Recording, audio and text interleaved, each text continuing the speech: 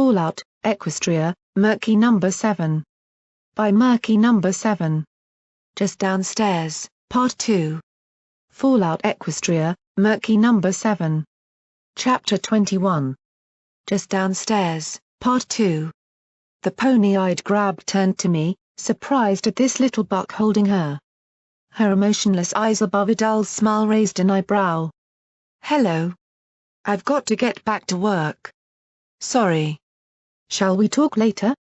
Not since our argument had I ever felt my heart sink so far. "No, Glimmer. No. Sis." I pawed at her even as I heard the door behind her opening, the sound of a booming voice within cry out for them to go in a familiar voice. One that snapped at my very soul. So Mepany was tugging me, throwing his hooves around me to pull me desperately through a door to hide. My hooves flailed out, a hoof covered my mouth to stifle the plea. Yet even before the door closed, red magic snapping it shut, I saw that colossal metal door slide away and Glimmerlight smile and walk inside past chain-link shackles himself without a care in the world. Even as I struggled with Protégé, crying and wanting to shout out, I heard the gigantic door slam shut and I fell back, hopeless, before collapsing into a curled little ball. "Sis. Are we any closer to the primary chamber?" "No, Master. The door remains unbreachable." "The slaves say that. That it just resists everything. It must use stable technology in it or something. The Ministry of Wartime Technology did build it after all and—" "Silence, cretin. Do not lecture me." There was a sound of Mepany being grabbed and lifted from the ground. Sat in the room we had hid in, I could hear the conversation clearly. "If you cannot go through the door, go around it. If you cannot go around it, go under it. Whatever it takes. This operation has drained much of what we can muster in this ridiculous mountain expedition already. Now get to work." "Why yes, Master. Don't forget who it is that saved you from having your limbs removed and who could happily throw you back to the wolves of your debts should you begin to think yourself above your station." "Yes, Master." They were dropped and quickly galloped off. I heard Mepany else trot out of the huge door behind shackles. The horror of what had become of Glimmerlight tore at my mind, but the fear of who lay just outside kept me silent, merely watching the door that Protégé held his ear to. My hearing had no such requirement. "I suppose you can't blame the poor buck, this place tends to leave most with headaches as it is." That was Grindstone's voice. "Only those that matter. This place holds secrets, Grindstone. It is a nexus for slavery of the mind, the source of Philadelphia's history of servitude. I won't tolerate delay on finding why." I saw Protégé narrow his eyes. Shackles' words were grand in their meaning, a nexus of slavery? One of many secrets, yes. Grindstone coughed harshly and trotted past the door, joining Shackles' stomping tread. "My work in the ministry has encountered similar problems. We miss one piece of the puzzle to make the simultaneous memory experiment function properly. We try orbs but they simply fracture, they are not designed for it. We need one made for it, just as you need what I would presume to be some sort of key to find the end of your own search. You believe this mountain holds these secrets?" "I only know it is something Aurora had great interest in visiting regularly and supporting it with funds diverted from her own ministry's records off the charts and disguised as payment for several non-existent experiments that all failed and were disposed of. Simply put, whatever lies in her ministry, here and the mountain's minds are linked somehow. Perhaps we shall." His voice trailed away, even for me they had moved too far down the corridor for me to hear the rest. Finally, I dared let out a small sob with any volume at all. Free of the fear shackles left in his wake around me, the memory of Glimmer came racing back. "We need to go in there." I gritted my teeth, moving toward the door until Protégé blocked me. "We cannot open it, Merc. We have to. Glimmer's in there. She's not well. I need to help her. I need to." I almost fought with him, trying to push past and scraping my hooves on the ground. "The door is locked shut, Merc. Calm down, we can. Calm down. They've done something to my sister. I need to help her. Help me, please. It was almost a scuffle. I fought and shoved, but the bigger pony held me back before dropping me to the ground. Murk, listen. He blinked a few times, putting a hoof to his head with a groan, and wandered away from me. We can't get in, we just need to find something. Something in this place for it. So we can help get it open. Help. The change in his voice broke my mood. My eyes followed the slaver as he leaned on the wall. His eyes closed and he kept looking side to side. P. Protégé? What's wrong? Just a headache, Murk. Like I can hear things in here. That sensation when we pushed after Glimmerlight. There's something down here, Murk. Something that affects ponies. Getting to my hooves, I couldn't help but glance to the door we passed through in order to hide. I dearly wanted to just shout through the door, maybe she would hear me. Yet I knew he was right, the door was massive and we'd heard it slam shut behind shackles and grindstone. All the same, I didn't fancy hanging around here much longer. I had a growing headache too, and the sensations of moving air and thick throbbing power below our hooves on other floors was getting to us. Protégé especially, he'd been acting really strange. I trotted over to him, finding him apparently very interested in the walls of the darker room. They were broken tiles, dark with rot and yet uncleaned like the remainder of the station. Protégé? I'm sorry. I'm just worried and scared. I crossed my front hooves. The things earlier and what happens to ponies here. He didn't even seem to notice me. Protégé? Seems odd to miss cleaning this bit here. Wouldn't take long if Sir Mepony went at it with enough effort. Finish it off, they'd feel happier about it, wouldn't they? He spoke conversationally. Like he'd forgotten what we had been even talking about. Protégé? I hoofed his shoulder hard and he snapped around like he had seen a ghost. He looked around, down the darker corridor. Nothing. Was sure I heard Sir Mepony saying this place needed sorting. Sorry. We should head on. Find a way to open the door. I just nodded while he wandered away in front. The corridor was actually a room now that I saw it clearer, with low arches with cages barring entrance on either side. The air stank of unwashed ponies. At the far end of the corridor, I could have sworn the shadows shifted in between my blinks. Like ponies were moving without any pony there. Sweat dripped down the back of my neck. This place. I almost preferred the obvious danger of the metro lines we'd passed through. Cantering after him, I looked into each of the caged arches. Slaves lay in little pony piles sleeping in strange unison. After a second I realized why, that each of their breaths made their torsos expand in sync with one another. What have they done to them, Protégé? I don't think it's them. Shackles said this place did it, those machines we saw, do you think? Murk? I stopped on the spot. The deep gravelly voice rumbled out of the cage just ahead of us. I knew it. I galloped past Protégé and right up to the rusty bars, pushing my head through them. Brimstone Blitz was getting up right before me. Dropping a thick piece of fabric away to the side, he advanced to meet me before bending down.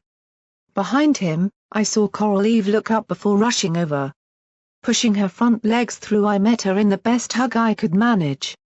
What are you doing here, you two?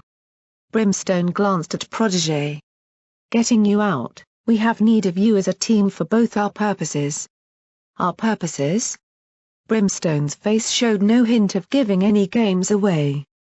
Don't take me for a fool, Warlord. You and I both know what this group wants. Just what we both want happens to coincide right now. Are you and Coral okay? As best we can be. Coral looked up, letting go of me and wiping away some of my tears with a hoof. It's been hard, we're hurt and starving. Very weak. But we're alive. She looked it. Coral had always had a strong frame to her body, but now she seemed thinner and more drawn. Her cheekbones were noticeable for the first time. Even Brimstone looked lethargic, his injuries in the pit still recovering. The massive burn scar on one side of his body looked raw, and I still wasn't used to seeing only one eye staring back at me. Gee, Glimmer. I didn't even know what to say. Brimstone growled under his breath, looking beyond us. So you saw. Glimmer, she hasn't had it good, sweetie. Coral stroked my mane gently. Since we came here, she kept saying she saw things or had dreams of old Equestria. They got bad, turned to nightmares, and she started using her orbs to remove them. I tried to stop her, but something in this place, Murk. Something she was vulnerable to, we all felt it, heard things. But for her it was worse. Then she started volunteering for shifts. Even with it just being a couple of days down here, she doesn't even recognize us anymore after that. Whatever tears she had wiped away were quickly being replaced. My sister had needed me. I'm so sorry, hun. We've seen it happen to others, I don't know why not us. We feel it, things out the corner of our eye in the dark, winds we don't feel, sounds of ponies whispering, yet no one talked. This place is evil, Murk. Protégé looked behind us at the door. If this is a slave pen, they may be back any time. Brimstone Blitz, we need to get this cage and that door outside open. Do you know how? Brimstone snorted and knocked the cage with a hoof, the strong bars clanging hard. I tried to bring it down. Don't think I'm quite as strong as I once was, boy. The only pony with the skeleton keys down here would be Shackles himself, likely his own room. If you can get them, we might be able to get out. Just be aware, I will not leave this station without Glim. I wouldn't imagine it. Good. Brimstone snapped the word out, staring down at Protégé. Head back out of here and directly to the opposite end of that big bloody lab they have. Good to see the Sassenich bastards still limping. Brimstone seemed rather pleased with that thought. His one eye turned to me and saw me crouching down. We had to steal something. I knew who it would be that had to do it. He's not your master now, kid. I know. In, out, grin afterwards when you imagine how pissed off he'll be to imagine we you stealing his own slaves away from him. You two better get going now, they'll be changing shifts within half an hour. I gulped and nodded. Protégé already was moving away from the cage to return to the door and check outside. Shivering on the spot, hearing the strange ambience of Ministry Station in the air and feeling the stark terror of confronting Shackles himself in my mind, I realized I had to rise up here. I had to rise to the occasion. How many times had Glimmerlight saved me? How many times had Coral helped keep me going? How many times had Brimstone obliterated an obstacle I couldn't fight? For them, I had to manage this. I saw Coral's weak but confident smile as she rested her hooves on the cage, and I saw Brimstone winking that one remaining eye at me. They believed in me. They believed in me. Oh goddesses, they were insane. Come on, Murk. You're not alone. I'll help you do this. Protégé trotted beside me when we put on our slave disguises and crept back out. Thanks. All the same, the way he had been acting and what Coral had said, I worried all the same. Why didn't it affect Coral or Brim? Why Glimmer? All the more. Why Protégé? Beep. My hoof flew to the pit buck quickly, tapping the volume dial rapidly to make sure it stayed quiet, my hiding place behind an abandoned cleaning cart left lying by the side of the smaller labs we had entered. After passing through the main area, Shackles' room hadn't been hard to locate. I had after all heard him talking from far off within it. Now he simply waited opposite that imposing steel door amongst a small lab of ponies fixing up spark batteries and magical talismans. Protégé watched them, but I had something else to listen to, waiting for my chance when Shackles left. Beep. Click. Hi. Just a quick update, I'm in a room with some sleeping workers, so I have to be quiet. It's been 3 days now down here and I don't think they're going to let me out. I'm trapped. I'm so scared. I just keep knowing that Sky must be so worried about me. We were supposed to meet 2 days ago, but they won't let me leave. I looked up at the workers toiling with dead smiles around me. The atmosphere was eerily cold and calm, mixed in with hoofsteps going back and forth in the corridor. Not every set of sounds had ponies actually passing by for them. I returned my gaze to the pitbuck. Poor Sundial. I've been briefed by Aurora Star herself. She's really weird. Like, she's intelligent but she's a little socially awkward. A bit like me before I met Sky actually. She seemed really nervous, constantly glancing at the zebras. Did she get trapped in this as much as I did? She wants me to join a team and help construct these memory orb machines. Really, it seems to be an adaptation of the same techniques we used to help the spells in Ranger Armor remember user settings. Something about orbs that can teach ponies things. Just like the stable, they had continued her research on their own down there and got to the same thing. Spell orbs. I heard hooves getting up in Shackle's room and nudged Protégé. The unicorn took a second to respond, looking dully across.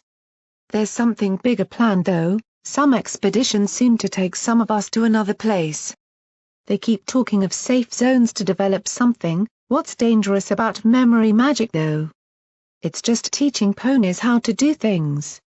All the same, I woke up last night hearing Semipony screaming, running away from what I now know is an old asylum the Ministries built and then abandoned once Fluttershy deemed it unsuitable. Her mane had gone white. My teeth chattered a little. Just what was in there? What were they doing? Was this zebra magic?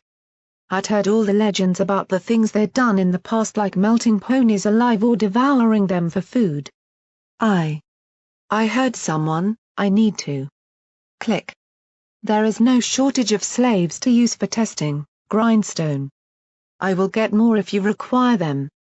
Be that as it may, Master Shackles, the slaves here are unsuitable after this place has had its way with them. They are too defined. Too imperfectly aligned for any sort of memory tapping. The ones on Philadelphia's surface perhaps, yet many retain too many thoughts unwilling. If we had a foal, we could. We don't. Maintain what you are doing. We do not have time to look into some wretched scam to acquire one of the great leaders' so-called new generation. You and I both know what's coming. There is one that might help us with minimal effort, however. Leave that to me. You simply get that machine of yours working if you think it will help. Waste no time. Of course. Hey, you really are getting younger by the day with all that ambition showing, Shackles. Not see that look on your face for years. This is my city. No matter what Red Eye thinks it always was to me. Now I own its heart. Shackles and Grindstone moved from the room and wandered along the side of the lab, facing away from us. I could see Grindstone was limping, stopping to cough every few feet in the thick air down here. His elderly frame shivered and struggled to keep up with the gigantic slave master beside him. It really felt odd. Grindstone must have been the only person in this entire city that could actually hold a conversation with Shackles. I didn't waste time. Nodding to Protégé, I sneaked out behind them and pushed my way into Shackles' room. Their words played on my mind, that machine he had mentioned, a shared memory thingy? That had to be the odd device Mr. Peace had been beside with that odd buck left inside it. Could he have been? No. No, that was too ridiculous. The inside was sparse. Made of steel on all sides, it clearly had been put together by the workers down here rather than when the metro was built. A worryingly identical desk to the one in the mall dominated the room with a rusted cage in the corner. Likely where I would have been put had I still been his. To the other side there was a musty old bed on a metal frame. Listening out behind me, I rushed to the desk to start hunting right away. While my hooves tore open drawers and hunted among piles of odds and ends upon his desk, I couldn't help but ponder more on just what this place was. Sundial didn't mention any strange ambience, so that had to have come after. Something had happened here, maybe in the balefire? Or after? Did it have to do with some crazy memory experiment that went wrong and released a memory orb into the air, creating recurring perceptions to all who were in the area that perhaps felt like ghosts? I stopped for a second and blinked. My imagination really was on overdrive today. Could you blame me? I moved drawer to drawer, hooves spreading the papers, tools and shotgun rounds he had all aside in the hunt for keys. Shackles was a practical slaver, he had to have spares. I'd just take any I found and... aha! I found one large ring of keys and threw them into my pack. The thought to rush out now entered my mind. But who knew if this was all of them? I needed to make sure. Shivering the longer I stayed here, I moved to the next line of drawers and began digging through sets of hoof cuffs he had stored ready. If he came back. There was only one corridor, I'd be trapped. Come on. Come on. Minutes passed. The drawers were finished. I began to hunt along the edges of bedside table and under the folder he kept there. I flipped through it to look for anything in between the papers and instead got a rather unnerving sight of photographs. They were of slaves. Each in the same collar and each on their last legs. Every photo bore a red cross over them. There was one of me in here. One I hadn't even remembered he had taken. It bore no cross. I was a skeletal broken figure, looking up at the camera with submission in my eyes. Sweet goddesses. I'd been so hurt I hadn't even remembered things like this. Well, not anymore. Throwing it down again, noticed a ring pointing out the side under it. The ring led to a huge and fancy-looking key. Yes. Throwing it in my bag as well, I made to hunt over the last things. I should have gone then. I knew I should have, but I didn't want to leave anything to chance. I really should have gone then. The stomping hit my ears just a moment too late. He was in the corridor outside. Standing rock still, my body froze with fear and my mouth dropped open in shock. He was coming. Oh goddesses. I had no way out. There was no air ducts or floorboards. He had no cupboards or drawers big enough to squeeze in, it was too sparse. Get back to work, worm. I heard a whip slap into Sir Mephine's back and a stallion shriek in pain. Then again and again until a begging was heard that he would. By the goddesses, he was in the lab outside. Protégé must have had to hide desperately. I couldn't. No. I could, it was the worst hiding place ever, the most pathetic attempt born of a foolish comfort. I hid under his bed. Crawling right to the back corner I curled up and shook terribly. I was sweating so hard I feared he might smell me. My heart slammed into my ribs hard enough that it hurt. With shaking hooves I gulped down far too much of my Radaway than was necessary just to ensure I didn't cough. The door opened. He entered. His hooves were visible in what I could see. They made the thin steel floor bend beneath him under his weight as he limped his way in, having acted stronger for Grindstone to see. I could hear his breathing was rasping after Brimstone's attack a few days ago. Clearly he was still recovering just as much as I, Brimstone or Protégé was. The hooves moved forward, setting to his desk where I heard a low growl under his breath. So Mepine has been in here. I had to stifle the squeak, he'd noticed. Oh goddesses, the same trick Protégé used in his office to know. I'd been so stupid. So Mepine after keys. Please. Please please please. He moved in further. His mere presence, the smell of that mangy coat and rotted teeth washed into the room so thickly I felt like I wanted to gag. He was moving right toward the bed. Reaching the side, he stood right before my hiding place. Before turning and sitting upon it. The bed frame protested and groaned when the huge stallion's weight sank. With horror, I felt the wire mesh holding the mattress above me press down, pushing upon me and effectively trapping me here. Claustrophobia set in, the frame lowering down and keeping me in my little corner, restricting my space till I couldn't move. If I did he'd notice me for sure, it was too small a space to move quietly. I heard him pick up the folder and open it. It seems our little thief is getting bolder every day, eh? Daring to come here. Daring to steal from their master. Biting my lip, eyes clenched shut, I simply covered my eyes and prayed internally. He knew, he had to know. Maybe if I came out he'd go easier. If I gave up. The bed frame suddenly released and he stood up again, his hooves clattered to the ground before me. I heard him put the folder down and move further into the room. The perfect slave in the heart of Philadelphia. The eternal chain.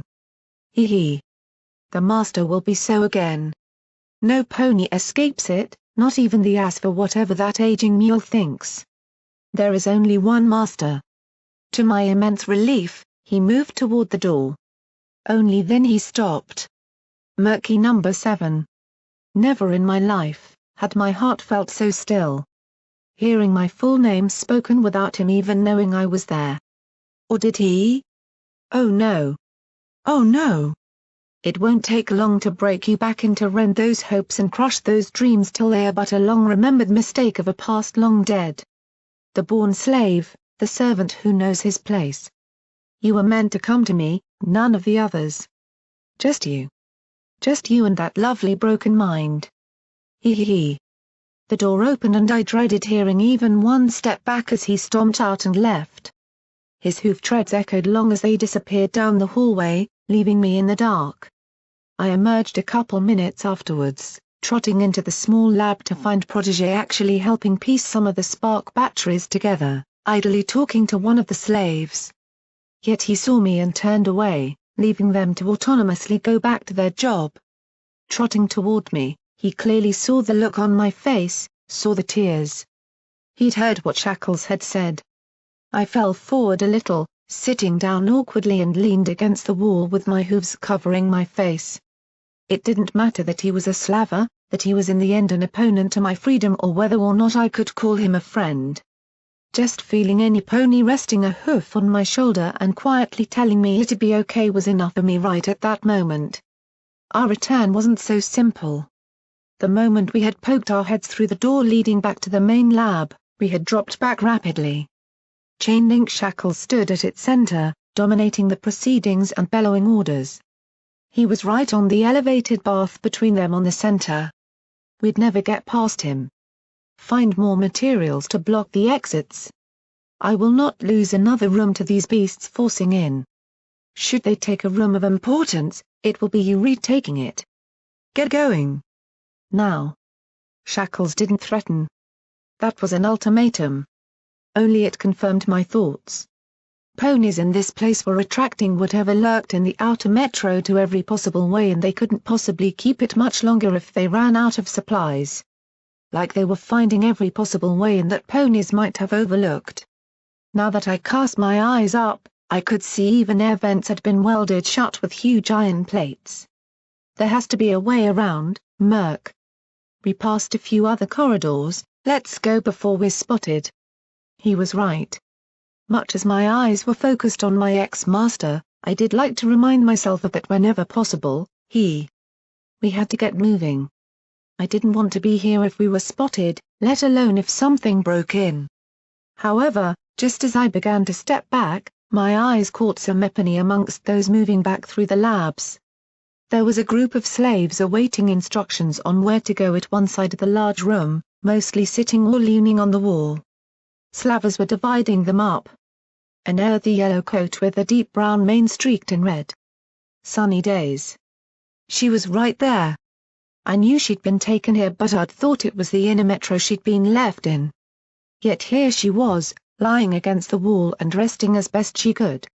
Filthy and bearing injuries, she looked weak but I could still remember how she'd multiple times found the strength to try and help or get free. Please, Sonny. Please have held up down here. Don't be one of them. A massive blue mare began shouting at them, dragging slaves up to move elsewhere. Kman. Get up. Get you moving now. Her odd accent, seemingly formed of many origins, penetrated the air in sharp whip-like comments before Sonny's group began moving. I saw her slide in between the ponies, staying out of sight and inside the crowd. Smart mare. A few others trotted with her, mutually helping one another.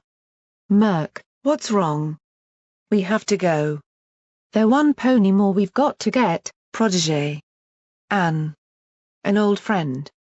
He pulled me back from the door and let it close. We won't get any pony standing around, let's go. Yes, he was right. I nodded and we slipped off back into the deeper areas of Ministry Station.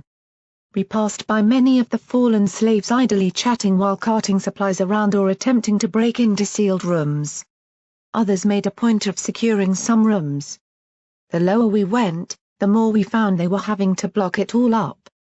Eventually, we found ourselves entering less populated areas. An old cafe near some interior windows that had been stripped of anything useful lay ahead of us.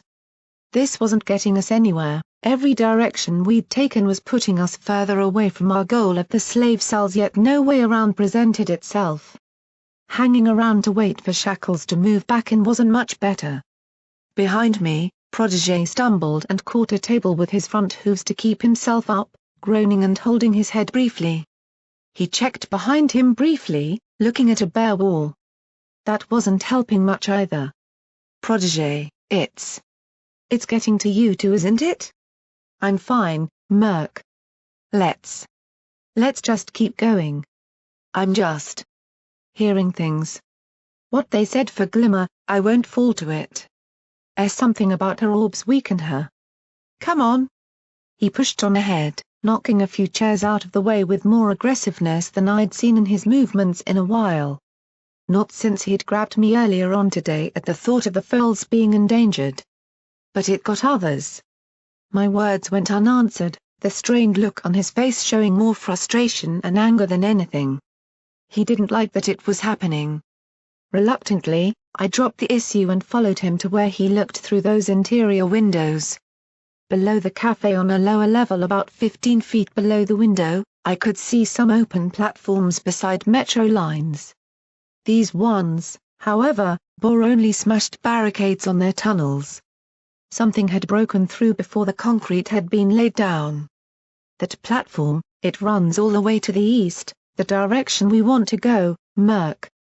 Look down there. I craned my head and hopped up on a small box to see over the lip better, feeling decidedly dejected from my height. The platform was between 4 metro lines, studded with smashed benches and ruined signs that bore, presumably, times and departures. After a bit of squinting to see and struggles to read, I noticed they all said delayed. How appropriate. What was I looking at? The stairwell on the far end. There indeed was one. It went up to. No. No, no. I don't think this is the best idea. It takes us to the opposite end of Ministry Station, below that main lab area and back into the place we found your friends from the opposite side. But the barricades. Those things must be down there. It's open to them. Protégé glanced at me, before unlatching the window and pushing it open. Stale air swept in over us both, the stench of decay and dust blowing into the cafe to mix with the rot of overgrowing stains. No mint. Protégé muttered to himself. It's only 30 meters or so. If we sprinted. No. I pleaded with him. If we open it they'll be let in here. Everypony will die. We could rappel down from here. There'll be another way. There isn't. I was quaking so hard that I hadn't even noticed Protégé looked afraid too. He was right. We couldn't risk staying unseen forever and we had to get over there.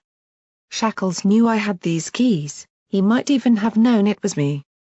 We couldn't delay, if he thought it was me he might go for the cells before we did. For Glimmer, Murky. For your sis. Okay. Getting a boost up from Protégé, I sat on the windowsill, attracting a curious glance from Protégé to the way in which I sat on my rump with my legs dangling out. Why does no pony get it? It's comfortable. He lifted up after me and held on as I hooked my hook onto the window and bit hard on the mouthpiece to lock the wire in place. We didn't need to jerk and fall. Breaking a leg until those things found us helpless. Earworth. Ready, Murk? No. Glad I wasn't the first to say it. Let's go. He bit his lip, a strangely meek expression from the stoic slaver. I closed my eyes and released the tension on the wire a bit, dropping us from the window. Gradually, we lowered down, the wire taking both our weights fairly easily. TNK. I stopped immediately, ready to bite to pull us back up. Protégé's revolver flew out, pointing down toward a tunnel where the noise had come from. We simply swung in silence, waiting. Waiting. Nothing. Whimpering slightly to myself, not in the least from the weight on my saddle tugging at my torso, I lowered us to the ground. This might make noise when it comes loose to retract, Protégé. Then get ready to sprint.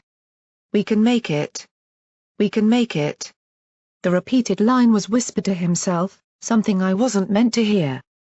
Taking a breath, I released the tension.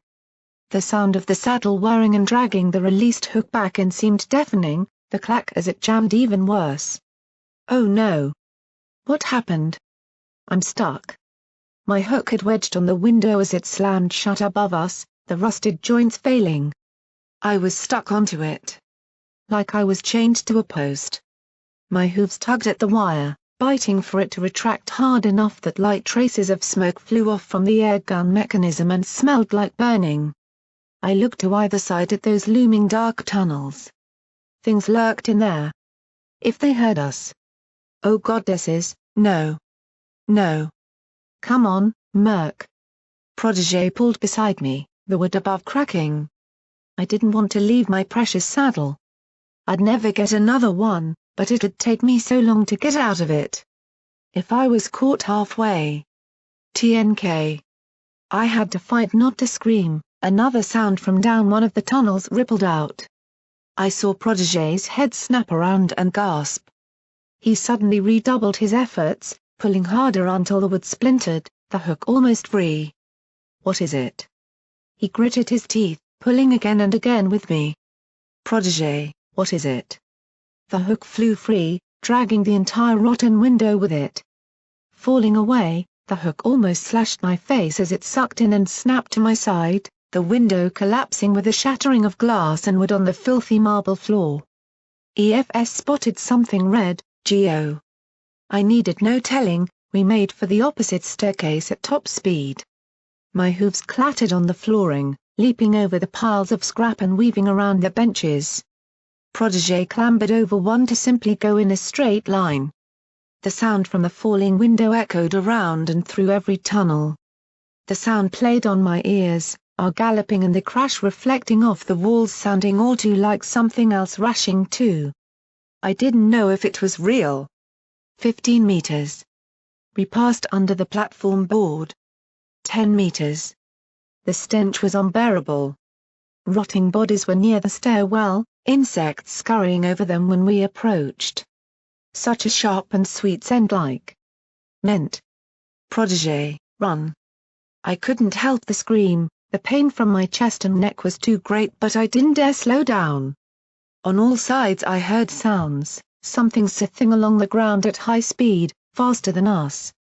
Snorts, wails and bellows preceded the greater wash of the nauseating smell that exploded from the tunnels ahead of it. Shrieking like a child trying to reach something they'd been told they couldn't have echoed around us. 5 meters. We were there. Protégé galloped up ahead of me onto the stairs. Something crashed behind us, I heard a frantic alarm tone sounding from the tunnel just to our right, clipped and broken. Protégé struggled with the doors, trying to heave the massive valve lock with his body weight. I joined him, crying and not daring to look behind me. Slowly, it ground around, slipping and opening. Moving at the same time, we piled through the door together, landing in a heap. His horn flared, pushing the door shut and spinning the lock again on this side. 10 seconds after that, the door was slammed into by something. And then another. A metallic clang and bestial roar like something in terrible pain, cracking its voice. I scrambled up, getting off Protégé and pulled him to his hooves before we both simply galloped away. There were no words, no thank goodness, no pause for breath or joke about never taking the train again. We simply ran because we were in terror. The haunting moans and metallic scraping choking on its screams and rushing away behind us. We didn't stop, we just kept running. Up the stairs, into the station again, through a shop and down the tunnels that led back to the main area. Beep. I didn't cease moving, I could hear it just fine. Please, sundial, say something to make this place feel more real. Less unsure and beyond sanity. Beep. Click. I heard a frenzied panting, not unlike our own to get away. I think they didn't see me. By Celestia, those zebras are cautious. I'm only allowed this pitbuck to do my work with, if they saw me using it to say any of this. His voice fell away. It's been 2 weeks now, Sky must be terrified, my family must think I've disappeared like all the other ponies going missing.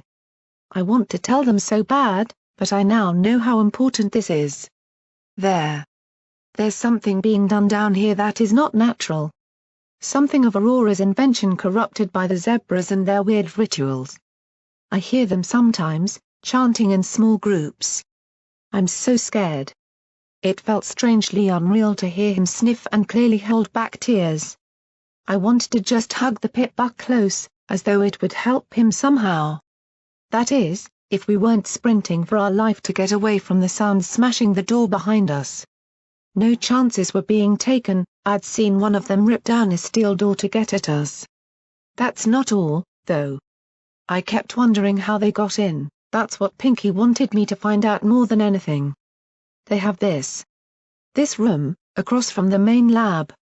It's closed off to us and they tell me I'm not allowed. That's their secret way into Philly. But I know it doesn't lead anywhere, I've been in the overhead wiring ducts around it. It's just a room to nowhere, but somehow it lets them in and out. I've got my suspicions but I dunno. Murk, keep up. I'm trying. I'm tired. I can hear ponies nearby. I could, even over Sundial's terrified message, I heard the stomping of hooves, of many hooves at the same time. The sound was unclear in these tunnels though, echoing in ways that sound shouldn't. Wait. That room he mentioned, that must have been the one Glimmer went into. Just off the main lab? That's the least of my worries. Those refugees that came in? Some are put to work. They are interrogated for skills. But some, they just never seem to be seen around at all. I saw some being taken to that weird prison place, they were saying something about orb duty, or mating. Aurora's all about memory orbs, but what could they want from refugees' memories? I thought it was just to teach them spells from those, spell orb things, but I've seen Earth ponies and Pegasuses, I mean Pegasi going in too. I don't know what's going on and I'm a part of it now, 2 weeks down here and... He stammered. Aurora Star spoke to me. She told me quietly, away from the zebras, that this is for Equestria's benefit when the time comes. I don't know for sure, but she sounded worried, like she was even more scared than I was. Look, I've got to go, they need me to hook up another of those memory devices for non-unicorns. I feel like I've got all the pieces of the puzzle but no idea on how to solve it. Nor what's behind that big door that all this goes toward. Goodbye. I realized I hadn't ever told you how I got my cutie mark, hee. Silly right? Maybe when I get out. Click. All the pieces of the puzzle but no solution, didn't I know the feeling? Memory orbs, spell orbs, memory machines, missing refugees, Aurora acting stranger than ever, hidden inventions and some secret in a mountain. It all had to fit together somehow. For the betterment of Equestria. In the company of zebras that wanted to destroy it. Just how? This way. It is to right back up to Arg. Protégé had run ahead of me, clearly following some sort of tracker on his eyepiece to get back to my friends. Only as he galloped past a corner, I saw him collide into the Sumepony coming the other way. Yelping, I fell back and hid behind a polished bin for a few seconds. It wasn't cowardice, honest. I was just aiming to maybe ambush them if they weren't nice. Why yeah. That's all it was. Unfortunately, it wasn't Sumepony nice. Protégé fell off to the side as half a dozen ponies crashed down around him, their chains pulling one another off their hooves from the impact. Within it I saw a huge blue shape rear up. What in the fucker? The mare spun her head furiously, spotting Protégé instantly. Come here and see. She stormed forward, throwing slaves to either side. They shrunk back, cowering. They clearly hadn't fallen yet to whatever happened here. I saw her pull a full chain from her back and start dangling it. Protégé reached for his revolver, but I saw the chain flash and heard him cry out in pain when it scythed over the hooves protecting his face. A fucking gun. I oofed her. Wait. She hoofed him out of the crowd, forcing his hood down. Fucking you? Spar. You sparring. Oh flustering heck. She'd recognized him. Protégé rolled away, trying to come to his hooves, looking for his dropped revolver when his magic had burst from the strike. The chain flew down to one side of him, then the other. The mare swung her head, holding it in her mouth and arced it right around, catching his hooves in it. Too injured and slow to dodge, he was pulled from his hooves and dumped down. I couldn't stand by and watch this. Steeling myself, by which I mean, repeating oh my goodness. Multiple times very fast on every breath, I galloped forward, flicking out my saddle's mouthpiece and fired it onto the ceiling. Hopping off my hooves, letting it tug me in, it whisked me up to land on her back. I felt muscles coil as she flailed, screaming blue murder in the echoing tunnels loud enough that my eyes watered at the stinging pain in my ears. I held onto her mane, being thrown back and forth. If only I had my old metal ruler I could have done some damage. What could I do? What I always did, fight dirty. So I grabbed her neck and bit down on her ear hard. Aff. Her voice roared as she reared up and dropped the chain from her screaming mouth. Lil bitin' midge. Fuck ya. We had to end this quickly. Please, Protégé, do something. If she alerted the others. She span, hurling me so hard that I came flying off her and smacked into the wall. My chest heaved with pain, making me choke as the iron-tinged fluid burst into my throat. Sliding down, I coughed and held my bandages, feeling the swollen wound below pulsate around where Wildcard had. Yeah. Through blurry eyes, I saw Protégé launch back on her.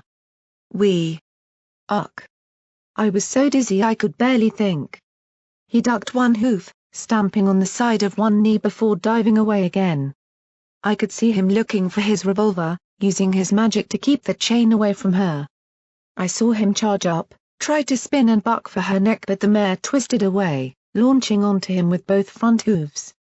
She threw him away, overpowering the smaller unicorn like he wasn't even there. Her hoof slapped him right across the face and the second tossed him right into me. I howled out, falling to the side, blacking out for a few seconds in pain. The world swam back into view. Protégé was stunned himself, holding his head as he lay atop me. I could hear the huge blue mare advancing on us and the sound of a chain being picked up. Little spars in my place. Her rasping mouth spat to the side. Gonna take you to master and he'll deal, you're right. Her slaves cowered back behind her, their chains rustling as she advanced on us. I could see Protégé's revolver lying nearby, but the pain was so much. I couldn't push that far. Not with his weight on me. Protégé. Her.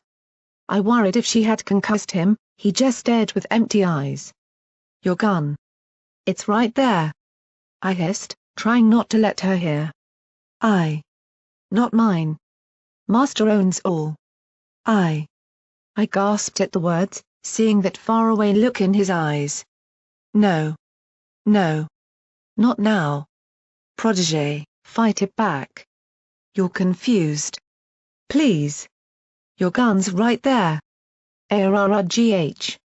I tried to force myself toward it, but my chest was in dire pain. I hoped it hadn't reopened the wound. There was no pony to help me down here. Right, Smare. The mare stomped over, the chain coming toward us. I could only look up, seeing those glinting eyes awaiting her revenge and adding a couple more to her roster. I could do nothing. Just watch, every second taking a minute as the chain slowly descended, wanting to hook around my neck and drag me in all over again. Slowly, in just as excruciating slow motion, I saw the form rise up behind her. That red-streaked brown mane over an earthy yellow coat. I saw her bared teeth and sheer determination in those eyes. Sunny Days rose up from behind the slaver, launching onto her back with her own chained hooves wrapping forward around the slaver's neck. The moment Sunny had a grip, she pulled hard and crossed her hooves, wrapping her hind legs around the massive slaver's thick neck. I lay open-mouthed in wonder. Of course, Sunny had been with this slaver last we saw her. I began to hear properly again as Sunny's dire cry of rage struck past the slaver's roar of anger. The blue mare fell back, staggering as her windpipe was crushed, throwing herself against walls to try and loosen the mare upon her back. Yet Sunny held on tight, a death grip with mad eyes, weeks of rage and built-up frustration exploding forth on the slave that had held her, now given an excuse to unleash. "Remember when you choked me, bitch? How do you like it?" The slaver gurgled, eyes turning from rage to panic when her mouth began to fail and the air ran out. "Going to watch you black out just like that slaver who tried to have his way with me. You wonder where your little crony went, eh? You're getting the same." She tumbled to the side, trying to slam Sunny off the floor, but even under the crashing impact, she held firm, digging in her rear hooves and pulling so hard the chains actually began to break the skin of the slaver. They writhed on the floor, screaming and gasping. Even below the injuries that covered her body, I saw Sunny was not weak, those muscles were still strong as ever. The slaver's hooves began to twitch and waggle more than kick, her movements slowing. With a gruesomely drawn-out time. She slowly died before my eyes in a horrible and panicked fashion, twitching and choking even after her eyes had rolled back into her head. Then there was silence. The slaves didn't seem to know what to do. Most of them cowered from us and stayed safe near the wall, awaiting another master to come get them. A few came up behind Sunny, asking if she was okay, no doubt companions she had survived with. They all looked stronger than the others, more alive in their eyes. But my eyes weren't for them, I could only look at my savior here. Sunny Days stood shakily, exhausted and still venting some anger with little bucks to ensure the slaver was dead. Been waiting a long time to do that. Always told myself I was saving it for when I knew I was going to die anyway. She spat on the corpse, before finally turning back to me. I managed to get myself up, painful and limping but still better than lying before her. Sunny. I'm so glad I mean I'm sorry or I came to, you can. I didn't even know where to start. There were too many things. I held myself against the wall, taking deep breaths just as she was and instead settled on something easier. Thank you. You're welcome, Lil Murk. She managed to grin through split and dry lips. Just surprised to see you here, I never knew if you survived that hole I dropped you into. Figured you'd rather that than letting Big Nasty catch you. That little grin. You that grin. Such a relief. I'd witnessed her hurt, afraid and being dragged into the worst of Philadelphia but here she was still managing to smile. Very quickly, I realized what the bright sunny face on her flanks really meant. No doubt that attitude had kept her alive. There were so many questions I had for her, so many things to tell her. Yet with the groan behind us, I knew they would have to wait. We both turned, finding Protégé sitting up, his back against the cold tiled walls and looking around as tough, absolutely unsure of where he was. Slowly, I advanced and held out a hoof. Protégé? His eyes snapped around to me, breathing hard and looking almost afraid of me. "Where is he?" His voice was weak, higher pitched than normal, like it was about to break with emotion. I bit my lip, hearing Sunny and a couple of her friends trot up behind. I waved them back. "He needed room." "Protégé, it's..." I couldn't believe I had to say this. "It's okay. It's just me. Murky. My master, he's down here, he'll be looking. I should get back to work and..." I shifted forward again, placing a hoof on each shoulder. "See, calm down. There was advice I never thought I'd be the one giving. Look at us, you were just hit on the head, breathe or..." Sunny knelt beside me. "Listen to me," she began, "just hear our voices, it's all right. You're fine. Breathe slowly and calmly. In." I saw him follow her instructions, breathing in deeply. Out. A slow exhale. She repeated it a few times. I saw the color returning to his face, his eyes becoming sharper, looking around. He made a sharp twitch, his hoof almost pushing us away. "Space. Please. I just need a little." I gave him it, the unicorn trotting off to get his revolver and reasserting his eyepiece upon his head. The moment it was back on, I heard him sigh almost in relief. "Protégé, you were saying..." I wasn't saying anything. "A concussion." He snapped back over his shoulder at me, not even looking fully round. "I just hit my head. We can't ignore this, Protégé, you're fine." He made to stomp a hoof, before seemingly thinking better. "I'm fine. Nothing's wrong. Just hit my head and... let's go." He began trotting ahead, leaving me with Sunny and the rest of the slaves. I looked to her. "We have friends, we're getting them out of their cells, we may have a way out." Sunny nodded, not taking her eyes off Protégé. "All right, I'll help you. Come on, I'll explain on the way, I'm sure you have questions." She turned to her friends, explaining for them to stick with the group, to hide the body and get back to their cells before it was found. The cover story was that Protégé and I had killed her, given we weren't meant to be here anyway.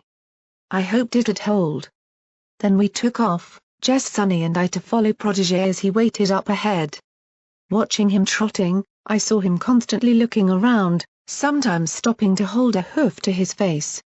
He would seem to breath deeply before trotting on, his trot length shorter than his usual confident stride and looking somewhat more meek than ever. "This place, it does things to ponies." Sunny moved beside me as we made our way through the lower tunnels of the metro, quickly finding it to be something of a maze of either pre-existing metro staff rooms and passenger routes, or newly cut tunnels put in by the zebras hundreds of years ago filled with roughly improvised rooms. Most bore some slaves in equal hypnotic-like motions. The tunnel itself was held up by recurring archways, each bearing carved stone of the ministry symbols, gleaming with gem lights. Aside from our whispering and the background hush of slaves, everything was silent. I half expected Shackles to appear any minute. This is when he would. "I've seen them, my friend Glimmer, she's fallen?" Sunny's face sunk a little. "I'm sorry, Merc. What does it?" She took a long breath, holding her head up. "We don't know. But there's something deep in here, behind doors we cannot get through. No explosive, tool or hack seems to work that we know of, granted that Shackles can't exactly get his hooves on advanced cutting equipment anyway. Even I knew the really advanced stable cutting equipment was all categorized and held under very close scrutiny. It was after all one of Philadelphia's most prized trades. I've been near that door before, Merc. Huge, engraved with some sort of symbol. There's something pulsing in there. Something that does all this, I just know it. My friend told me that it makes ponies like this." Sunny looked grim for a second. "It does. I've been down here for some time now. I've seen the patterns. The symptoms, the dreams and all the strange things. The ambience in here is like it's out of the past, Murk. I sometimes hear ponies talking around the corner who aren't there. They talk about the war. You'll see some Epony in the corner of your eye at the end of the corridor. But when you turn they're gone. She shivered. It goes for those who are vulnerable, plays on their mind and hurts them, making them into automatons. My friends and we stuck together. Kept ourselves going, stole things from the slavers to survive and shared between us all. They never caught us, no matter how much Shackles wants his little thief. He probably thinks I stole those keys you have. We've lost some along the way, there's maybe only half of us left now. With a glance up, she looked across those working at a table and making an eerie similar laugh that stopped at the same time. It goes for slaves because we're hurt, Murk. We're suffering and being told to only listen and never speak. To do this and follow orders. We hear things. Things to make you want to do jobs. Eventually you just fall. Broken slaves are the worst, the ones who see nothing other than master and slave. I felt my lip quiver, my eyes turning to Protégé striding ahead of it now, determined as though driving himself forward by anger. Glimmer though. It must have been her memory or prediction that did it. Made her vulnerable, open to its indoctrination. Indoctrination. That was the word. Sonny. I'm hurt. Protégé's falling to it and my friends are locked up, I need your help. I already said I would, Murk. She smiled down to me. I couldn't help but ask. Before, I'm sorry I brought you here and what you went through. I heard you were sent to the stable, I saw you in the ministry. I'm sorry I got you sent here. I felt her hoof pat my shoulders. It's all right, Murk. You didn't mean for this. I'm still here. She took a deep breath. They wanted me broken, so I gave them what they wanted. Oh, they heard me beg, plead and say yes, master so many times. But every time I let it build inside, telling myself, this is just for now. When the time came, I knew I wanted to snap out of it. If I'd rebelled all day, they'd have killed me by now. Simple, practical survival. I guess a hardened wastelander like herself really knew how to do. We are here. Protégé announced ahead of us, speaking bluntly. Ahead of him, I could hear the main lab still, Shackles' voice rising above the rest and making me falter back. The portal room will be stripped by the end of the week, runabout. Your excuses are false. I heard the slaver squeak his affirmation back, before running off. Poking my head out, I could see him still standing there, watching them all. Seeing him suddenly turn, I pulled back drastically. That had been too fast. Did he know? What if he knew? What if he was just waiting? Thankfully, Sonny had no such requirement. She trotted out as though simply going to the cells. With a brief glance I heard her whisper. Go. We moved out, that one heart-stopping moment of running across a corridor in clear view behind him and dive into the cell room. I didn't stop, almost tripping over as the pain from my bandages around me flared up and drove me to hustled limping near the cell, pulling the keys out. Protégé hung near the door, keeping a wary eye out with his EFS. Murk.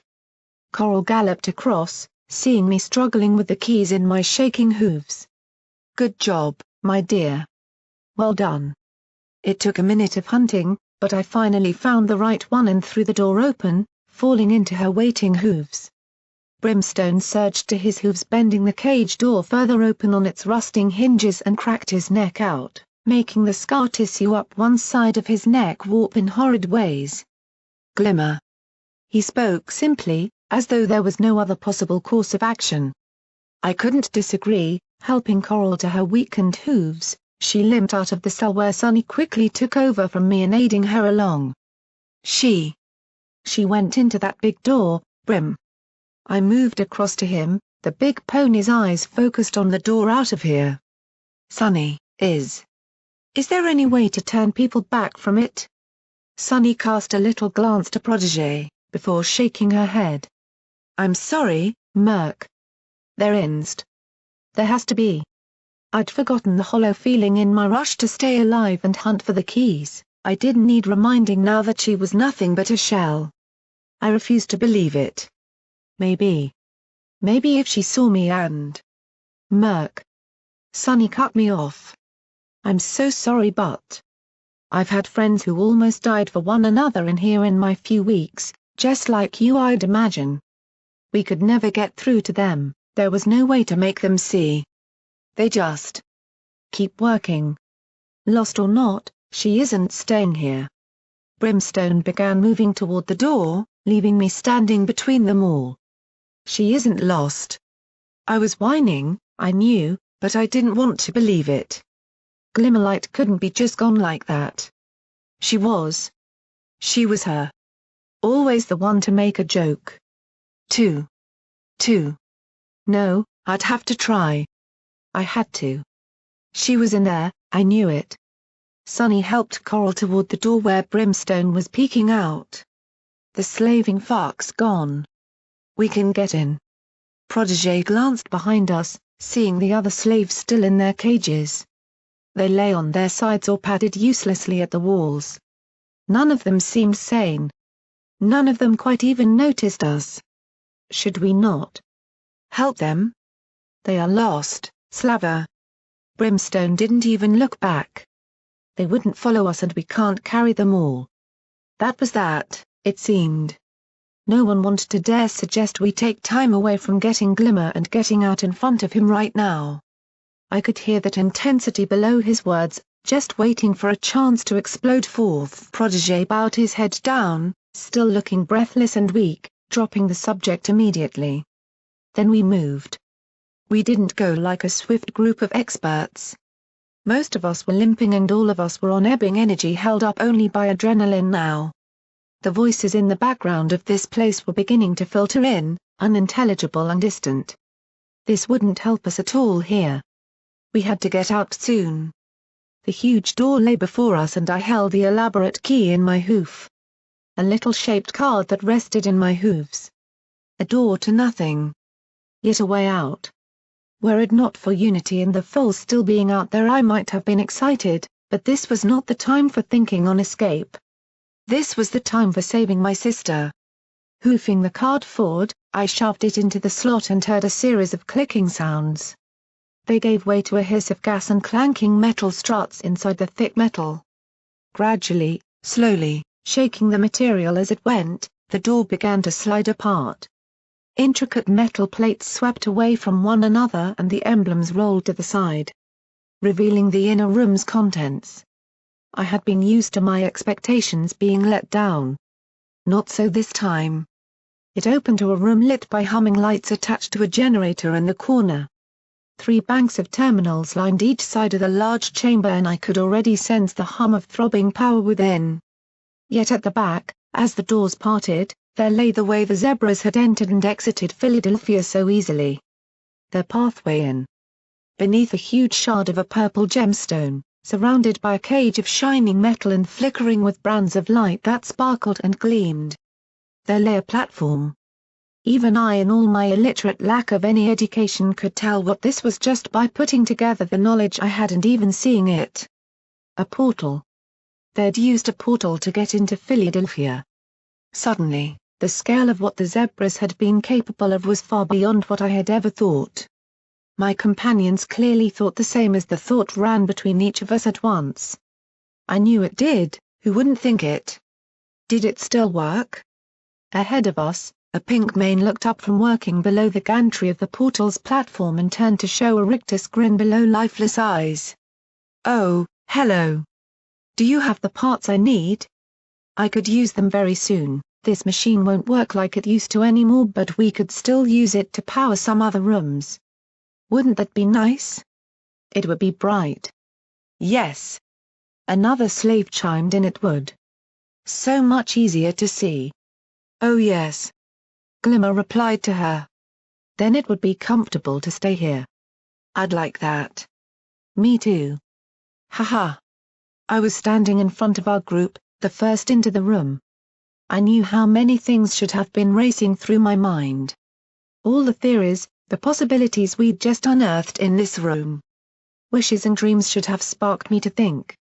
Yet as I felt my world descend to nothing but myself and this dead mask of my dearest friend, I honestly didn't even give it thought. Even when we had argued, I had never felt like this. So helpless, so at a loss to comprehend my own love of a friendship that was now at threat, if not already gone. Those behind me said nothing. They simply watched me trot forward. Glimmer. Can you pass me that spanner? Thank you. She didn't even look up, simply ducking her head back in to tighten something. Glimmer light. Sis. I felt my words go into a higher pitch, fears of being caught fell away, I just needed time.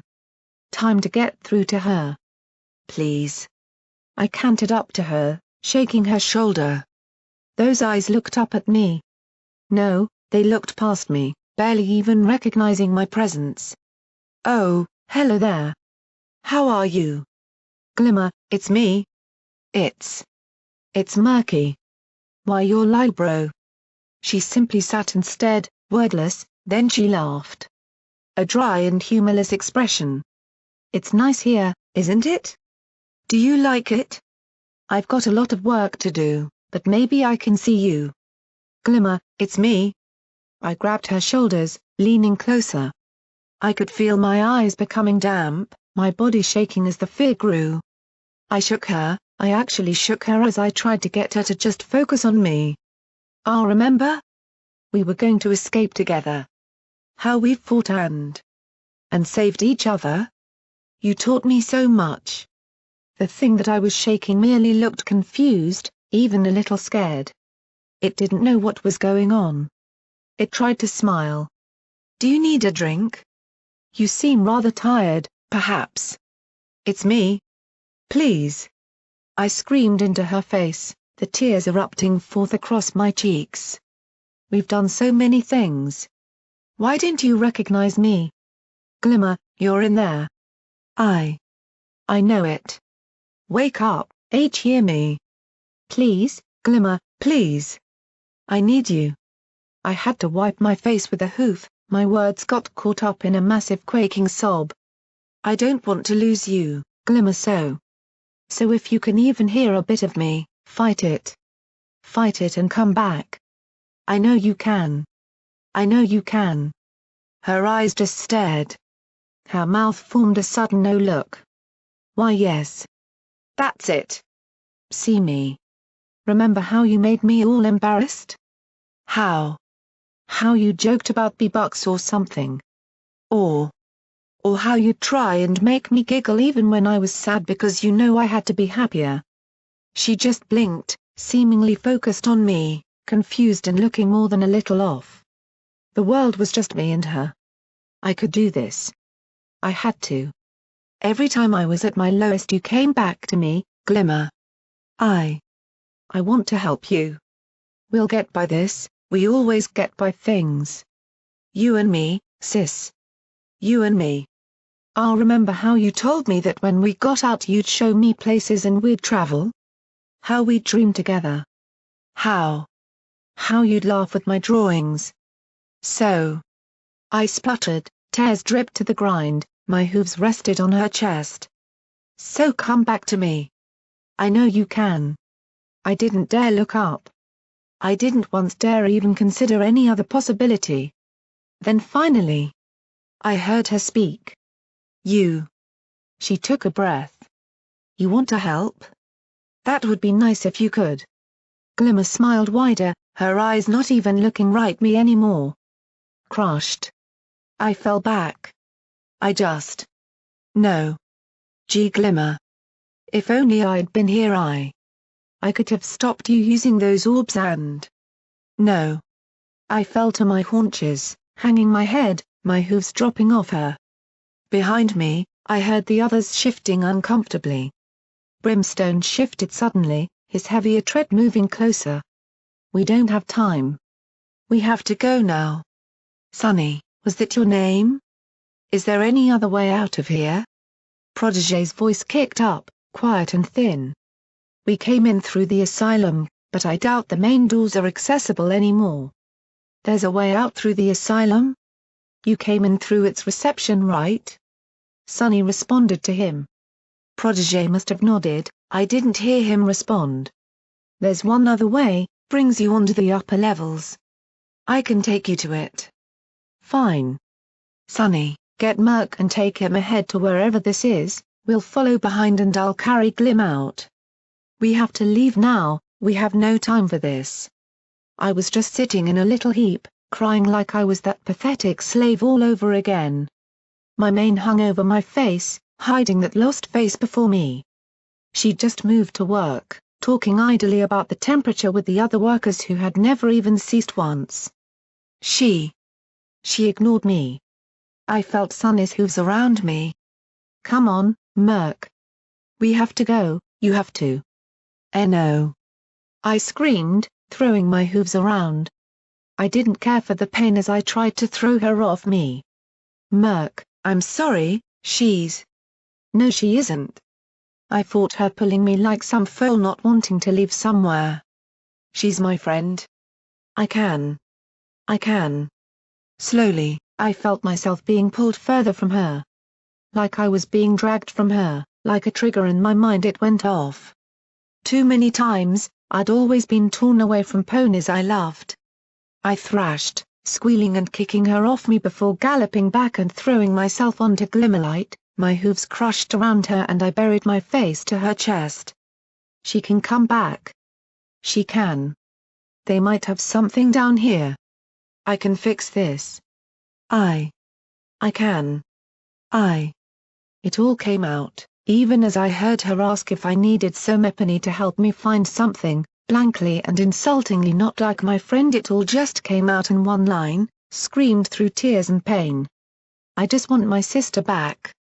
None of them dared even touch me in that moment, as I did nothing but wail into her chest, not even letting her move away to work despite all the dead words she spoke and asked above.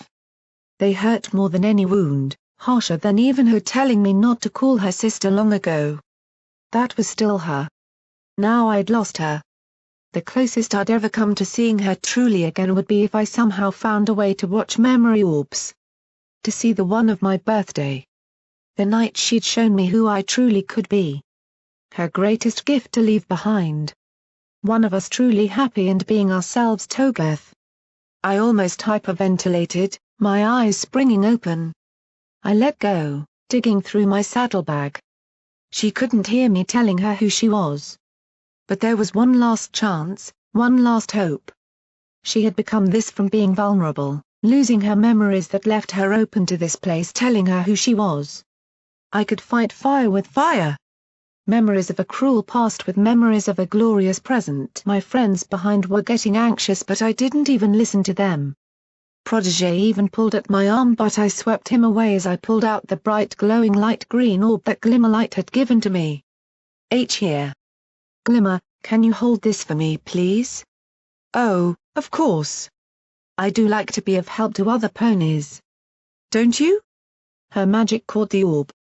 And I immediately pushed it through the air to her horn forcefully, not even knowing why I put my own forehead to it as well, wishing and praying for anything to help her. I heard her gasp. And then the world fell away. I don't know why it was different. I knew memory orbs were supposed to take as long as their original length and this was a very long one. Hours long, a whole evening. It was a stupid idea. It would trap me and Glimmer within it until we were caught and weigh down our friends. But frankly, I wasn't thinking. Nothing mattered to me except finding some way to help her. Maybe it was something she did, I never asked her. Maybe something deep down. But the orb passed so much faster. Welling into my own memories and showing her from my tiny perspective what it was like to have a big sister look down at you and smile like there was nothing wrong in the world to worry about. It all flickered past, like I was blinking again and seeing something different every time. From trotting out across Philadelphia toward the Roma's inner wall extension and seeing her bouncing before me, to seeing them all sat around that table with a ridiculous setup of balloons and little hats. From us laughing at Brim sitting with that silly get-up and looking like he just wanted to be somewhere else all the way to her cuddling me and setting a mug of alcohol before me. She laughed, I laughed back. Whizzing shots of faces and jokes kept flying past. I floated between them, a limbo of my own life. I saw her getting very quickly drunk. How she grinned and hugged a lot, how she teased and flirted shamelessly with those around her. I saw my gifts from her. She must have seen the little engraving she had done on my pit buck. We shared stories. I laughed because of how she gave me confidence. Please, Glimmer. See how you changed me. How you made me better. That iconic image to me. Of me and my sister dancing upon a table, like there wasn't a care in the world and we were free. Ponies cheering and stamping around us as music bled and gave life to a place that so often took it. The sights of us stumbling and singing at the top of our lungs even while griffins and slavers wandered past with their weapons and whips. No, you didn't make me better. You made me the pony I am. You saw it the moment you met me, you saw what so few other ponies had. You didn't see a slave, you saw a little pony who wanted to be cheeky and funny. You saw one who wanted to enjoy life with friends, not one who ran away and cried. You saw me for who I was and you did everything in your power to make me realize it. Please, Glimmer. See and remember what you did for me. Who you are.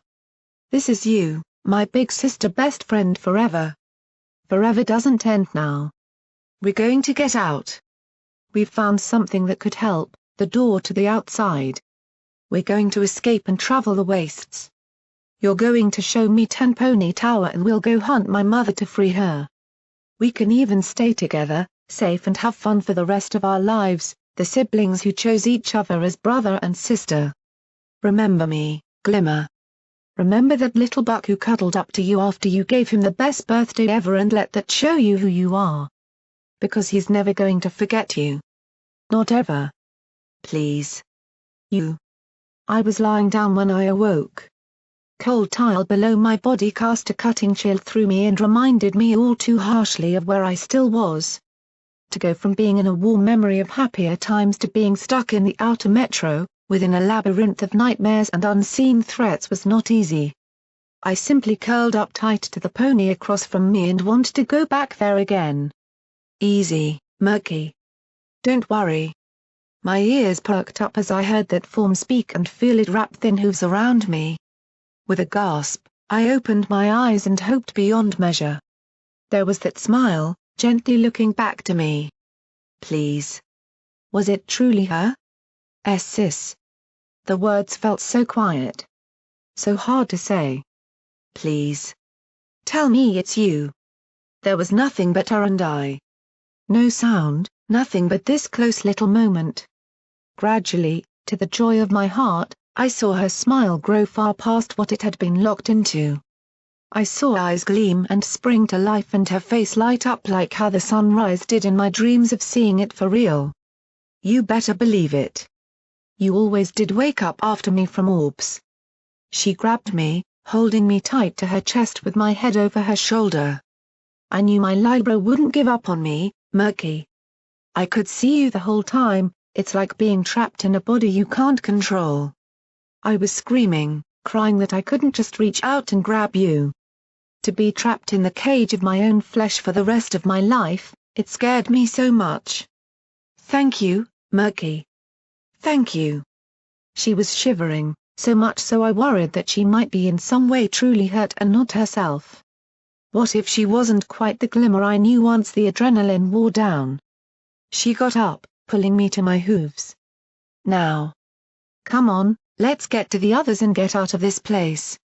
I've been 2 days working beside the second best mare flank you've ever seen in Philadelphia and not even able to have a little date with Rosie Hooves to let it out. By all the mad gods of the wasteland, I'm in dire need of a drink. All I had was lukewarm water. Scratch that. She was fine. At least, enough to get by here. We'd need to have a talk later, work it all out. Yet for now, this was all I needed to hear. I laughed, I actually laughed and dared to let my heart race again. So whose is first? Left Shine? PFFT, who do you think?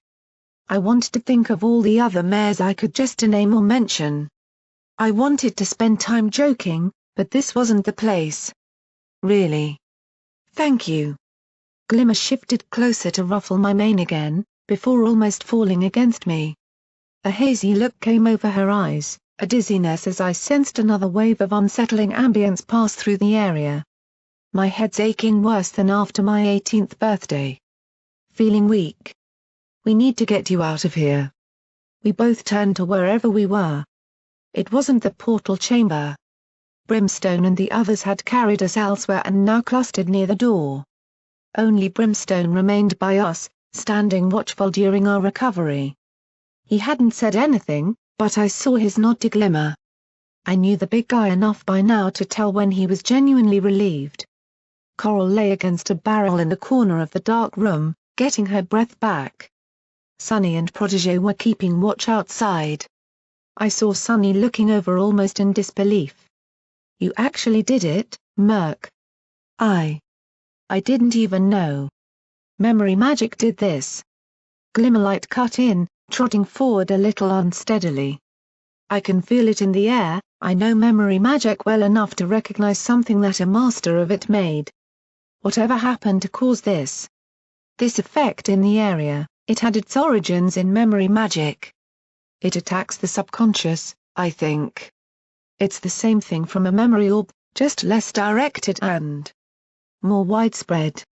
That sure made sense. Even waking now, I could still sense that great well of power surging through the facility every few seconds. The same feeling that had, down in the lab, almost knocked me clean from my hooves with disorientation being so close to its source.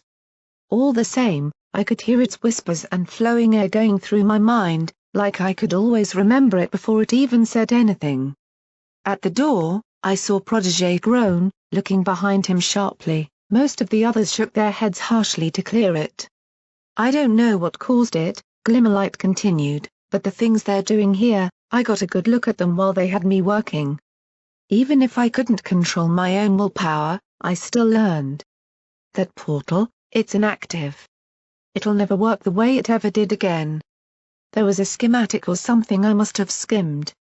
It was all a blur. Brimstone lay a hoof carefully on her shoulder. Think, Glim. That room could be our way out of Philadelphia. I know. It's broken for sure. Used to be able to take ponies and whoever else in and out every few minutes. But. Everyone looked up, that one word standing out. But. Maybe it could do one more, if this place were fully running again and if Samepani did a little jury rigging and if you had a good half an hour to work on it.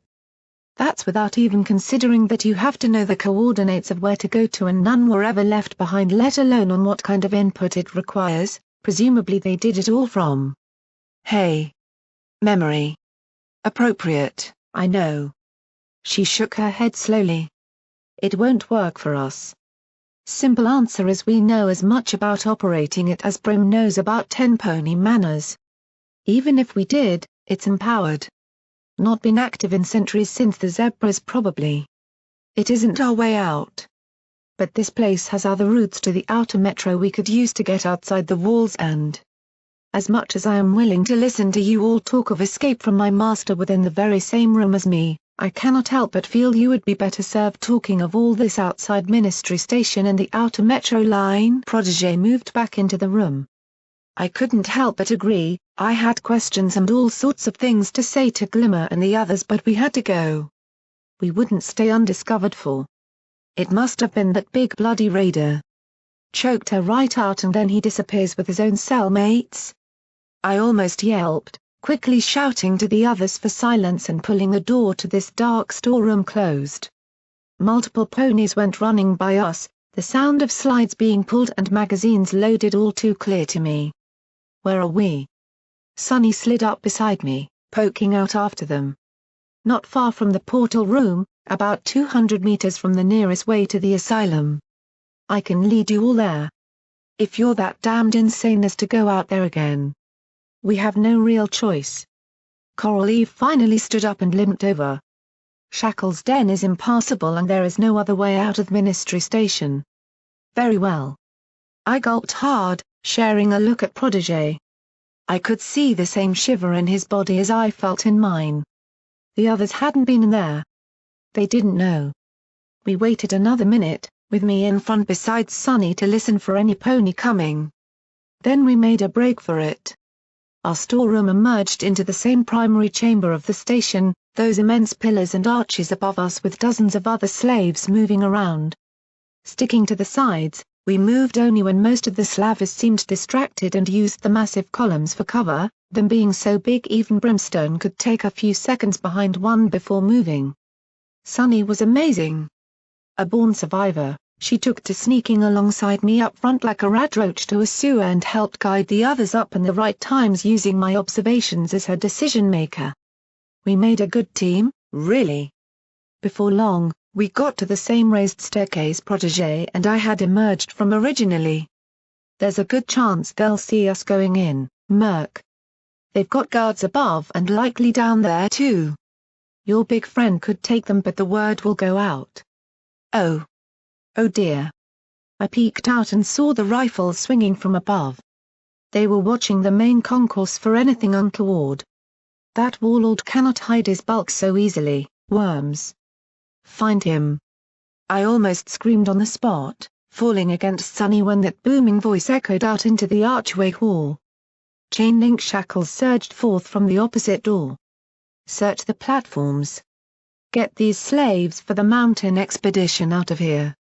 Behind me, I saw every pony with us have the same thought.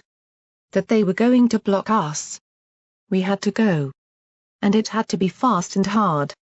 No sneaking if we wanted to get there before them now. They wouldn't follow us into the asylum, would they? Curiously, out of the corner of my eye, I saw Sunny slipping a hood from her rags up over her face. I didn't have time to ask though. We need to go, now. Brimstone Blitz? Sunny looked to him. Can you lead the way? Down the stairs to the left then on the far end of the platform the door out is there, all sealed. Not for long. Brimstone snarled and rose fully to his hooves. Just keep up, don't stop moving. Glimmer nodded, so did Coral. The pair of them were supporting one another as we went, one weak physically and the other I imagine still suffering from the ambience in here. I kept seeing her make the same twitches as Protégé. We'd be out soon though. Geo. Brimstone surged forth from the pillars, charging directly for the three slavers blocking the way down to the platforms.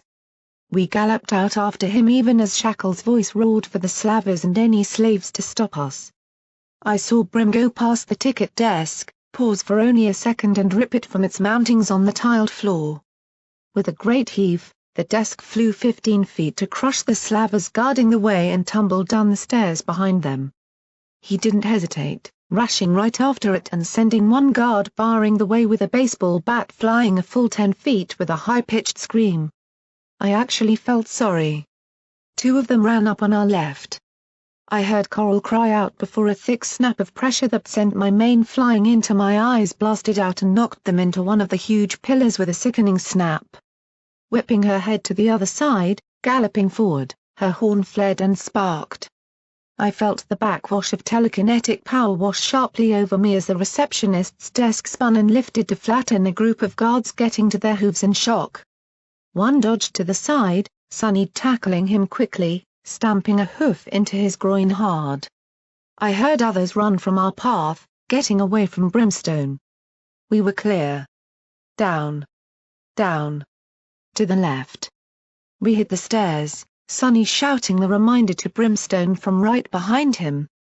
I looked behind us and saw perhaps 24 slavers gunning for us. Then I saw something else. So many else. There was a large group of them, chained and waiting for the mountain expedition at Shackle's order. They were being marched out. I only had half a second, but what I saw led me to not believe me eyes. So many amongst them, being led right at the front. Unity. It made me hesitate. I didn't even notice the bullets smashing the enamel tiles on the floor and even whip through Sunny's hooded garb. There she was, staring at the chase going on herself and witnessing the little dirty green pony looking right back to her. I could have sworn I saw her mouth move. My name. They had her chained and taken separately from all the other slaves. Why? Why her more than the others? Murk. Come on. I didn't even know who it was that grabbed me, but gunfire whizzed above my head as I was pulled down. Ahead of us, I saw some poor guard come to see what the commotion was and be simply trampled by Brimstone, his snapped neck lying at a sick angle when I passed him. Unity. Unity was up there. She was still in Philadelphia. We ran left, making our way through the low curved tunnels to the opposite platform from the one we had come in from. I simply kept thinking of that one sight. Of her. That orange and highlighted mane flowing around her cream body was too unmistakable. My very first friend in Philadelphia. She would be on the mountain. We were going there. Yes. We could do this. My mind was snapped back to the present, being huddled ahead of my friends and helped along forced me to put that away for now. We had to get out alive first. That door, there. There. A huge steel door sat partially ajar before us, slaves working around it not even noticing us as we ran inside and into the dank service corridor. Coral yanked it shut behind us, stopping on to touch a hoof to her sore and sparking horn with a grimace. She stumbled and was caught by Glimmerlight. Sunny threw a mop through the handles and we kept going, Glimmer supporting her old bitter friend from her exertions. There were huddles of slaves in here, mostly all working on the ground in their blank ways to try and clean somewhere that would take years to truly be clean again. They weren't even paying attention. They wouldn't catch us now before whatever we had to reach. Before us, a massive boarded-up door had been placed into the wall, bearing the same design as the one out of the asylum's reception. Just how intermingled were these two places? Brimstone began to smash the boards, not even giving thought to what lay beyond. Murk. Protégé shouted to me. Give me your pit-buck. I didn't even hesitate, tossing it to him while he played with his eyepiece. You went through here once, your pit-buck will have mapped it out, I can lead us with my eyepiece. Listen, all of you. They turned to him and I saw the slaver genuinely look taken aback. Almost scared that their attention was on him alone. Only Brim kept up work on the door. Murk and I came through here. There is something in this place. Something that we do not know and which I'm sure you have all heard at least once in that station. We must move quickly, but cautiously. If you smell mint, run. Sunny finished for him. Yes. Do not stop. We have a tram on the bottom floor through a hole that can, I hope, outrun them. You hope? Glimmer almost choked, holding her head a little. Protégé didn't even respond to her, connecting a wire to his eyepiece from my pit-buck and hooking it to his clothing. Just keep moving. Don't look back. These things are not natural, they hide from EFS. The last board fell from the door with an almighty crash. Then another smash made us aware of slavers outside the door behind us. It buckled in, the mop beginning to splinter. Let's go. Brimstone shouted it loud, pulling the rusted door open. Close it behind us, lest every slave in here die from a breach. Those things want this place. We were a group of ponies fighting for good, we were rescuers. Heroes if Semipony wanted to be dramatic even. But that didn't mean every single one of us went without hesitation. The musty smell erupted from inside the darkness ahead and even Brimstone himself clearly took a second to consider before leading the way and then Coral. Then Protégé and lastly Glimmerlight with a glance to me. I motioned for Sunny to go first. Then she held up her hoof. I'm staying.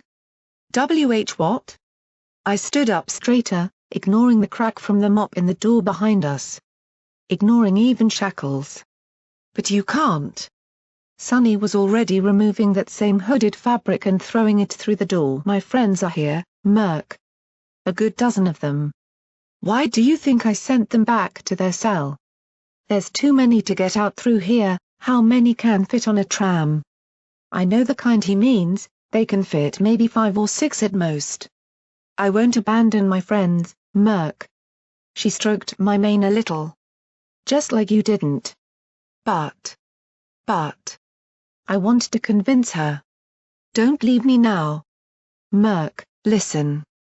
We need each other to get by, I cannot leave them behind, just like you couldn't for yours. We are on a switch shift, every second day we are in the inner metro mines, look for us there when the time for your plan comes. Then. We will join you. The doors almost smashed inward entirely behind us. I was shaking so much, I heard my friends hissing from within, afraid of disturbing what was in there. To come on. Why were we waiting? Sonny simply moved to the huddle of slaves, blending into them to simply be another mare in the crowd cleaning the floor.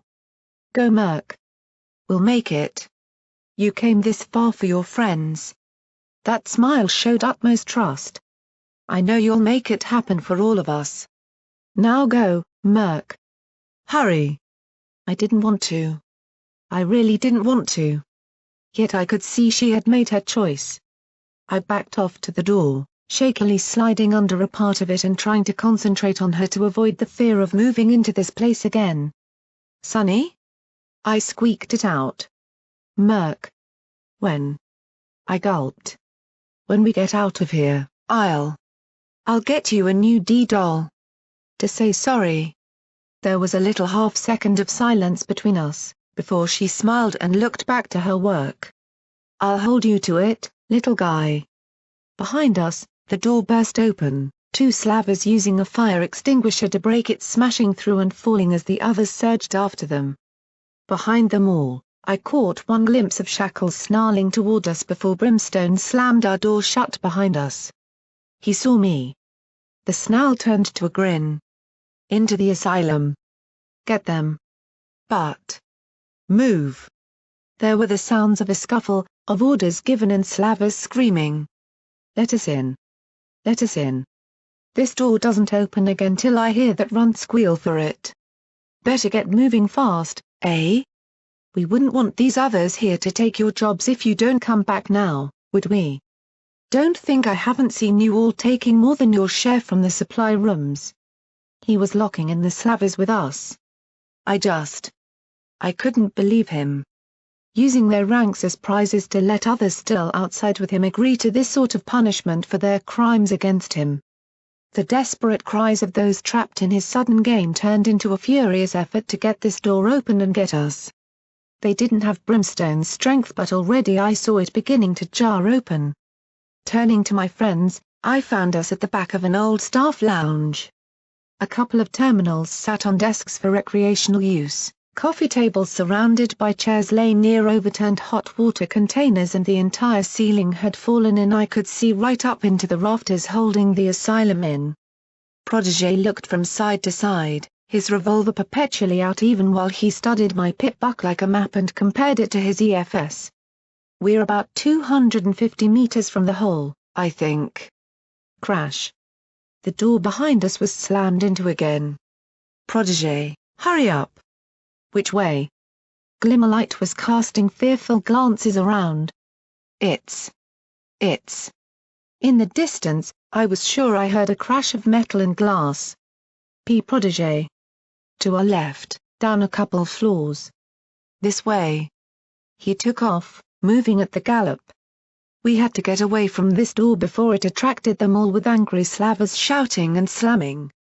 The wrecked doors of the staff lounge moved out to some of the same offices we had passed in our frenzied rush out of here, but I still couldn't piece which way to go. Ahead. Ahead of us, I could have sworn I heard something in the distance. No, right. I hissed out loud, pulling at his sleeve. We swung about just as the doors in the room we had left burst open.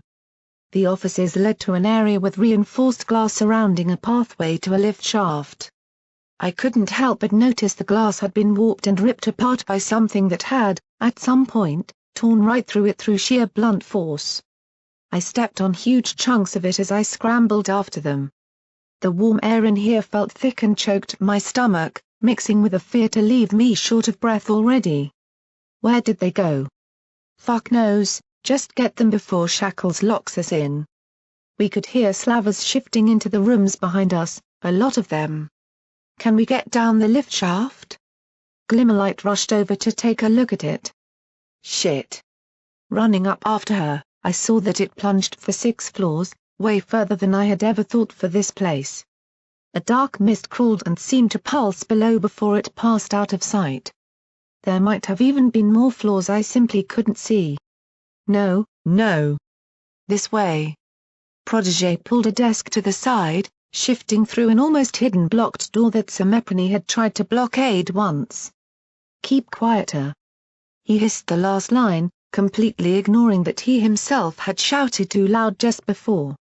Behind us, the Slavers were rushing with a determination I'd never heard from such ponies before. I could almost imagine Shackles and his elite corps of Slavers forcing them in at gunpoint, their mission to find us before the door was locked again forever. Protégé led us into a wrecked series of rooms with foul green flooring and surgical tables set near various devices and wires. I hoped these were simply for reading brains or something. But the stains of blood didn't give me much hope. What kind of asylum is this? Glimmer muttered as she passed around sections of bone on the top of one bed. At the far end, there were several glass doors. Beyond them, I could see railings. Wait, railings. The balconies. Protégé seemed to realize just as I did and we made a break for them. We were moving too fast to be silent, we didn't have time. The Slavers were the least of our worries. Hey, hey, I heard them. This way. Hurry. I was breathing hard, ears straining and worrying over every little sound I heard. But then. Distant. Simple. Sharp. Beep. A wash of cold ran right through me. I felt tears already start to fall. They were coming, they'd heard us all, they'd heard the Slavers. They were coming. Beep. Brimstone ran out to the balcony again, looking around. He span, seeing the huge floors around him with the ranks and ranks of thick sealed containment areas. Beep. Hey, what was that? Behind me, I heard the Slavers shout out. I heard something. Beep. Beep. Beep. Murky, come on. Glimmer waved to me, pulling me out to the balcony floors too. Gee, Glimmer. I fell against her, my stomach hurting so much from the running, and looked up at her. They're here. Behind us, I saw 2 Slavers run into the same room. They're over there. This way, Everipony. Move. Then it came. That horrible, unthinkable shriek. It filled the asylum, reverberating off walls and echoing around corridors. There was a silence. The Slavers and ourselves merely looked at one another. I could see the dread in their eyes as much as I knew they would see it in mine. Behind the Slaver, I heard sudden gunshots. Rapid fire. I heard screams and saw Slavers fleeing toward the one in sight. He looked around in shock, running with them. 2 ran our way, us their last concern. Fucking move. Brimstone shoved us, getting us galloping around the balcony. Boy. Where? Protégé had been staring, not shoved to go, he looked hurriedly at the map. This way. Stairs. I think Glimmer smelt it first, for I saw her face go wide with shock. Then it hit me, a scent. A thick smell flowing into the area. Sweet and tingling in my nostrils, it made me forget even the horrified wails coming from behind us as the Slavers spread all throughout the facility, galloping and firing in all directions at shadows. Then I heard it, something on the floor below us moving at high speed. It was right below us. I had to stifle my scream, it was going for the stairs. No. No, back. Back. Please. I tugged at them, before I saw Protégé doing the same, it was on his EFS. We turned and rushed backward again, sprinting along the balcony and running past 2 Slavers, bone white with fear, running the other way. They just ignored us and ran past. This way. This way. Protégé leapt through a smashed internal window with a cry of pain at his own injuries being strained. We landed in a room filled with memory machines, skeletons strapped into them screamed their silent eternal pain. The smell was getting stronger, the beeping was still going, coming from the areas we had passed. I heard gunshots again, howls and bloodthirsting cries punctuating the silence between each crack of a weapon. Behind us, I heard the one chasing us reach the top of the stairs. The slavers were still in that corridor, they had to be. Oh fuck, what is that? What is that? Help! Help! I wailed as the low moan and thick wet throaty noises grew to a keening roar. I heard it rush forward. I heard them shoot. Flesh ripped, their voices squealed higher and I heard harsh slavers become foals pleading. One of them cried for his mother. Bones snapped and their wailing mixed with a muffled snarling. We could only run, hearing the two slavers continue to cry out, screaming far longer than any sane pony ever had to hear. Then ahead of us, I heard the beeping come closer. It was just through the wall. The wall exploded inwards.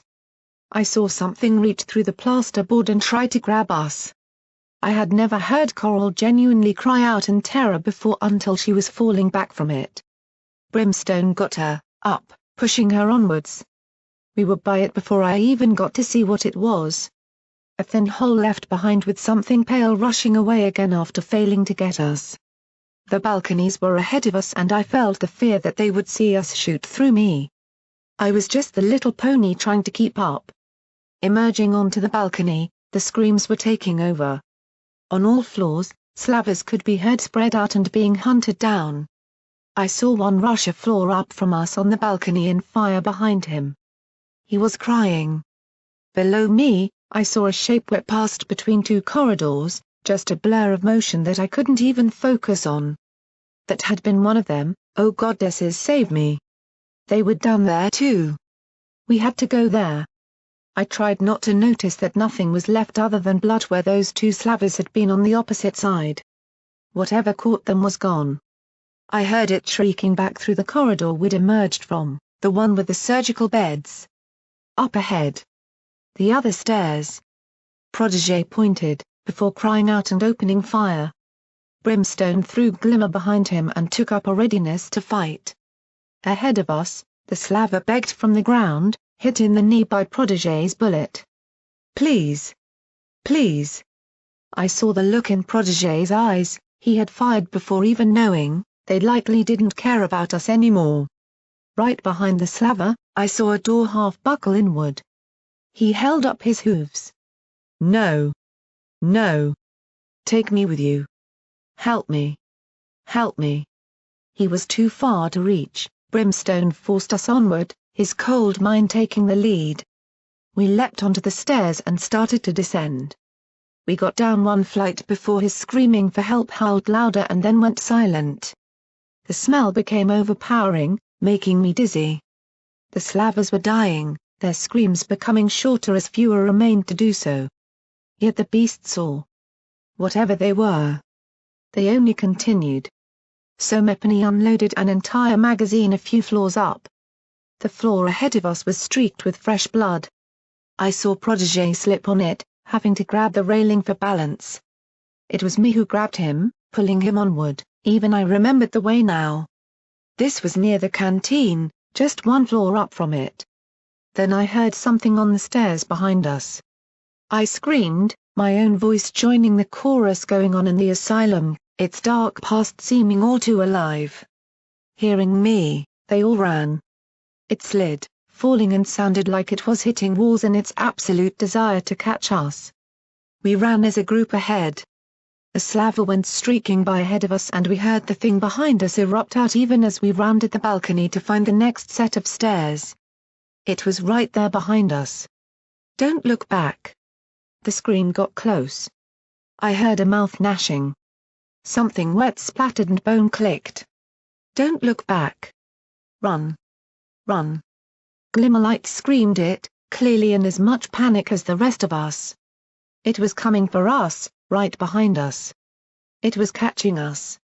We all fell into the stairwell, Coral's magic slamming the doors shut behind us. Protégé leapt up, snatching the locks shut as Brimstone held it closed.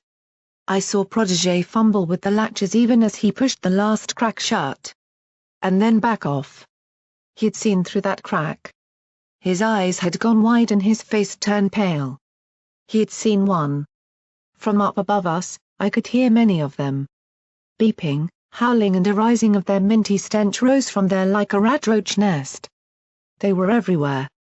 Brimstone grabbed the stunned protégé, throwing him ahead of us with a brutal scream to keep fucking navigating that I could have sworn protégé responded to with yes, sir. The doors were already smashing behind us, I cried out as the wood fell onto me. Reaching the bottom, we could see the canteen ahead. I felt a strength flow into me, we were almost there. The tram was waiting. You won't get me. You won't get me. ARRRGH. To our left, within the huge open balcony area I saw a slaver try to throw himself from the top level. He was trying to kill himself to avoid them. He cried out as he fell, before shrieking as something darted out from a lower balcony, snatched him and whipped him back in again in mid-drop so fast I couldn't even see what had grabbed him. His squeals of terror as I heard the snap of a body breaking rose until they strangled and distorted, the sound of Somep and his voice box being torn apart mid-cry to become an unreal moan. We hit the canteen, just as the last gunshots had fallen silent and a vicious howl sounded through the air. Foul food hit the bottom of my hooves, but I simply kept moving. So close. So close. Through the canteen, through the double doors, turn right into the hole, the maintenance room. The tram. It lay right there. Every one of us leapt onto it, wounds a secondary consideration to getting the hell out of here. Behind us, I heard something scrambling close. Glimmer grabbed Protégé's revolver to cover it while he started the metro wagon up. Come on. I heard it running on the tiles in the canteen. Come on. I heard it coming through the doors into the corridor. Come on. The wagon spluttered, kicked into life and detached its brakes. The engine roared into life as the lights flared on. With a jolt, it began to surge forward and immediately stalled on the spot, the lights dying. No. I couldn't think what else to say. Fuck this thing. The foulest words I'd ever heard from Protégé, born of sheer desperation, came even as he cranked it again and tried to build the pressure to start the engine. It was coming through the maintenance room. I could hear its wheezing breath. Glimmerlight shoved past us to the control panel, taking over from Protégé. Her magic tore at the circuitry and something sparked twice. The engine kicked in, rushing high and sound enough to make me wail. I simply covered my ears and held on to Coral tightly. The tunnels moved by, a nightmarish chase to be away from whatever was hunting us. It shrieked, sensing us moving away. My wide eyes stared at the exit to the maintenance room even as we finally began to pick up enough speed to outrun them. Then my blood turned to ice alone.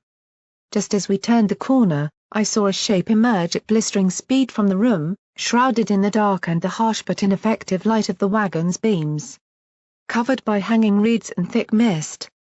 There in the dark, I saw only two bright white glows like eyes reflected the wagon's lights with a glint around and an indistinct florid form. Then it was gone. Passed around the bend and into my dreams for the rest of my life. It howled even as it saw us moving away on the back of the wagon. A howl that chased us and reverberated down every tunnel and passageway. A sound that was returned as others hurried in tunnels. I saw blurry motion surging down long hallways and heard echoes all around us. I hadn't even seen its real shape. Yet I felt locked up. Frozen in terror even as I fell back into the wagon and cried the entire rest of the way out to the inner metro, being pulled out of the cart as we hurried through the security door and closed it behind us. It pounded and shook even as we returned to the higher levels. With my brief glances to the rest of my friends, I wasn't the only one terribly shaken. Brimstone kept an eye out ahead of us instead, leaving Protégé to sit and rest his wounds.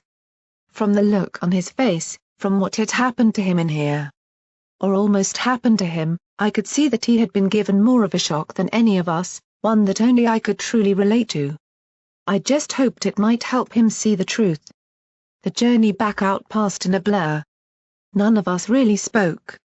I simply trotted beside my sister, trying to be there for her whenever I saw the adrenaline wearing off that was helping her push past what had happened to her. The others plodded quietly, taking my directions to avoid slavers. We took the abandoned shaft back up, carefully and gradually, Protégé last of all as he stood and stared down the tunnels to where the slavers were changing shifts once again of the mining ponies. Returning to him, I saw his eyes looking at those mining ponies not too far away. I didn't dare say a single word, I could see the frown clearly enough. Eventually, he pulled the door shut behind us as they approached as we stayed quiet and got the heck out of there. Truth be told, I barely even recognized the danger of the last part of the escape to the surface and across Philadelphia's streets. It just didn't feel like anything anymore. Not after what lay down there. It was much later. It had taken the better part of a day for us to rest. To be hidden in the attic of Protégé's logistics center, our new little place to catch some sleep, food and whatever medicine Protégé could scrounge up. I'd even used the time to acquire some more odds and ends from his stores. However, our mission couldn't wait and before too long had passed, he had come to us with Rajni by his side and simply announced that we were leaving. Between shifts, when fewer ponies were there, he led us across Philadelphia to some place I had never been. An old station, one too many for most of us but this one overground and connected to the wall of Philadelphia itself.